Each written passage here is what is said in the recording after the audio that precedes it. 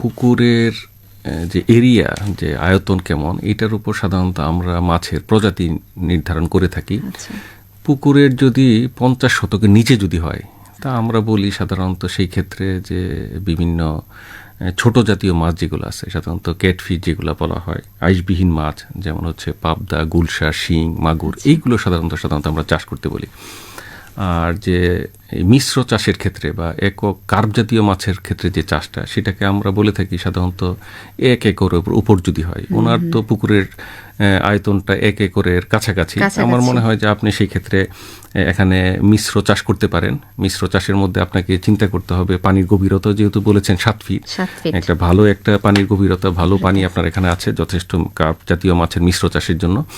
সেই ক্ষেত্রে আপনি 3টি স্তরে ভাগ করবেন, যে উপরের স্তরে সাধারণত আপনি silver carp, big head carp, কাতল, এই জিনিসগুলো কাতলা দিতে পারেন। মাঝখানের ক্ষেত্রে আপনি দিবেন রুই জাতীয় মাছটাকে মেইনলি প্রেফার করবেন। নিচের স্তরের জন্য আপনি মৃগেল, কালীবাউস, এই জিনিসগুলোকে আপনারা করতে পারবেন। এবং সেক্ষেত্রে দেখা যায় প্রতি শতাংশে আপনি যদি 100 থেকে 200 গ্রাম ওজনের যদি মাছ হয়, এবং সেক্ষেত্রে আপনি 8টি থেকে 10টি মাছ আপনি দিতে পারেন।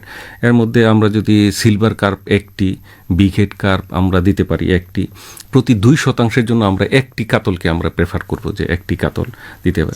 এবং রুই দিতে পারবো আমরা 5টি, মৃগেল, কালীবাউস আমরা 3 থেকে 4টি পর্যন্ত দিতে পারি, 2টি কার্পিও দিতে পারি, এবং গ্রাস কার্প দিতে পারি, যেটাও আমরা প্রতি 2 শতকে সাধারণত একটা।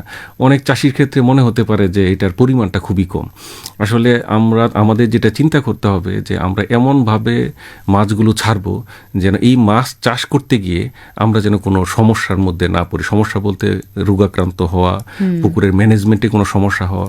আমরা সাধারণত আমাদের মনে রাখতে হবে যে প্রথম যদি আমরা গুণগত মানসম্পন্ন পোনা এবং সেই সাথে যদি আমাদের সঠিক ঘনত্বের মাছ যদি আমরা ছাড়তে পারি, তাহলে আমরা এই যে বিভিন্ন কারণে যে আমাদের বিভিন্ন রোগাক্রান্ত হয়, রোগের প্রাদুর্ভাব হয়, সেক্ষেত্রে প্রচুর পরিমাণে আমাদের ঔষধ ব্যবহার করতে হয়, এটার খরচ থেকে কিন্তু আমরা বাঁচতে পারবো।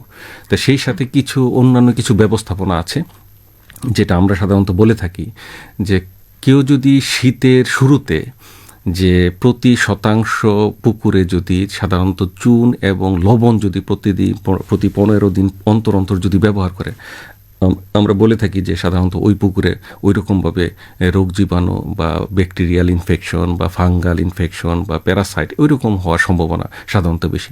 তবে লক্ষ্য রাখতে হবে যে পুকুরটা যেন এমন খোলামেলা জায়গায় হয় যেখানে প্রচুর পরিমাণে সূর্যের আলো যেন পড়ে।